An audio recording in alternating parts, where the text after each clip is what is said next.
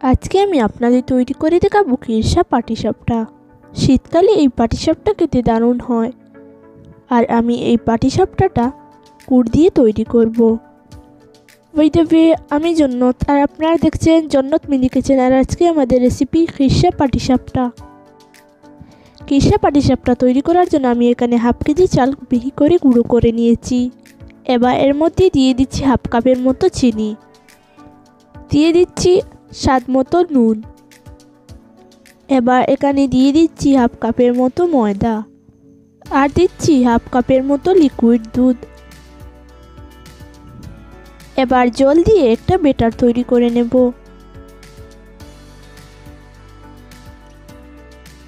আমার ব্যাটারটা তৈরি করা হয়ে গেছে। এবার এটিকে আমি আরেকটি বাটিতে তুলে রাখছি।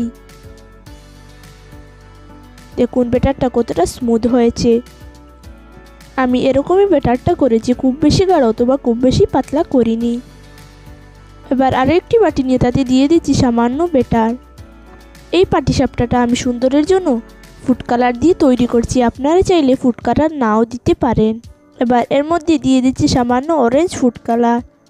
এটাকে এবার একটা কাঁটা চামচের সাহায্যে ভালো করে মিশিয়ে নিচ্ছি।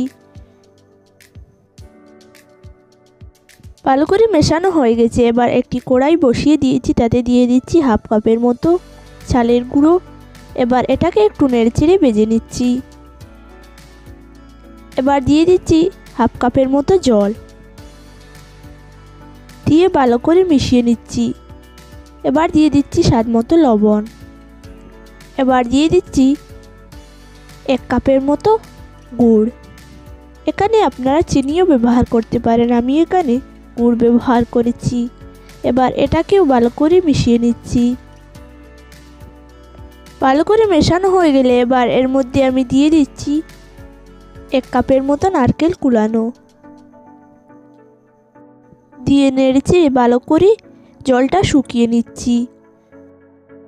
ভালো করে মেশানো হয়ে গেছে আর আমার জলটাও শুকিয়ে গেছে। এবার এটাকে আমি নামিয়ে নিচ্ছি। এবার একটা প্যান বসিয়ে দিয়েছি, তাতে একটু তেল ব্রাশ করে দিচ্ছি। এবার আমরা যে ফুড কালার মেশানো ব্যাটারটা তৈরি করে রেখেছিলাম সেটা একটি ছোট্ট বোতলের মধ্যে ঢুকিয়ে নিয়েছি। এবার এটাকে গুল করে দিয়ে দিচ্ছি। এবার উপর থেকে ব্যাটারটা দিয়ে দিচ্ছি, দিয়ে এরকম ঘুরিয়ে দিচ্ছি। এবার ঢাকা দিয়ে দিচ্ছি 5 থেকে 6 সেকেন্ডের জন্য। 5 থেকে 6 সেকেন্ড পর আমি ঢাকাটা তুলে নিচ্ছি। এবার এর মধ্যে লম্বা করে দিয়ে দিচ্ছি আগে থেকে তৈরি করে রাখা খিরসাটা।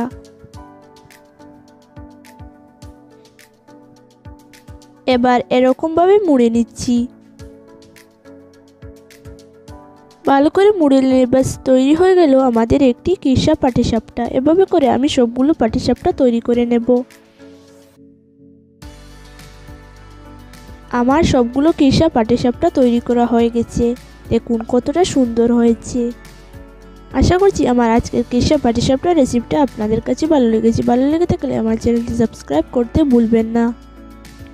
ওইভাবে আমি জন্নত আর আপনারা দেখছিলেন জন্নত মিনি কিচেন। ভালো থাকবেন, সুস্থ থাকবেন। আল্লাহ হাফেজ।